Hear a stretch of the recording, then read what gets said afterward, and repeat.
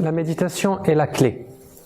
Elle est la clé, d'ailleurs, elle est la pratique commune qu'on retrouve dans toutes les traditions du monde. La méditation à travers différentes formes, mais c'est la méditation qui ressort. C'est le moment où on s'arrête. On arrête le mouvement pour mieux voir le mouvement. Ça fait partie de l'exercice qu'on a fait. C'est en s'arrêtant qu'on peut mieux voir. Parce qu'à un moment, on met de l'espace et on commence à voir du relief. Donc on voit les choses se décanter, on voit mieux autour de nous. C'est comme, si vous voulez, imaginez-vous sur une barque, disons sur un grand lac, et il y a une tempête. La tempête, le bateau il bouge, l'eau elle bouge, vous ne pouvez pas voir ce qu'il y a en dessous. Vous ne pouvez pas voir les belles pierres, les beaux poissons, les belles algues peut-être qu'il y a dans le fond, parce qu'il y a la tempête. Par contre, quand le climat s'apaise, et le climat, on peut l'identifier au mental. Quand le climat s'apaise et que soudainement tout se calme, donc ce calme se stabilise, on commence à voir ce qu'il y a au fond. Et c'est la même chose pour nous. Il faut s'arrêter un moment, il faut s'arrêter et accepter de s'arrêter surtout. Et qu'est-ce qui se passe à ce moment-là? Parce que je sais que la plupart d'entre vous se découragent dès le départ. Qu'est-ce qui se passe quand on s'arrête? Le mental, lui, il ne s'arrête pas. Et du coup, on n'a pas la patience d'aller plus loin. Mais c'est un phénomène logique, mes amis.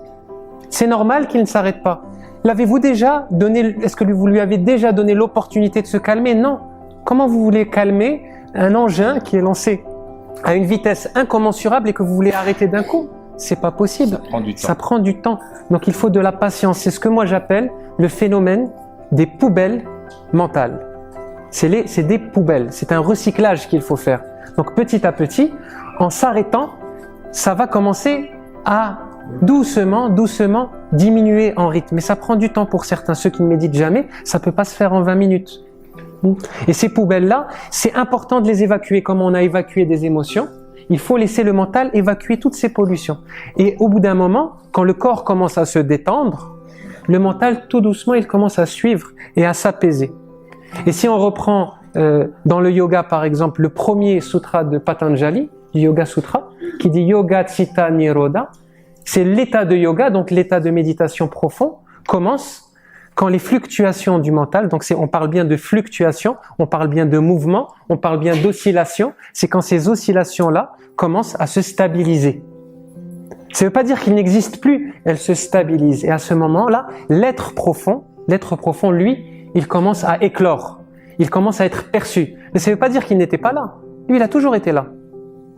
C'est juste que c'est ce mécanisme de poubelle qui est là en permanence autour de nous en train de tourner, ces déchets-là ne s'arrêtent jamais. Parce qu'on est surstimulé dans notre vie par toutes les activités, la nouvelle technologie accélère encore plus le phénomène et je peux vous assurer que c'est le plus grand mal de l'humanité aujourd'hui. C'est le mal numéro 1, un mental suractif. C'est la première cause de souffrance au niveau planétaire aujourd'hui.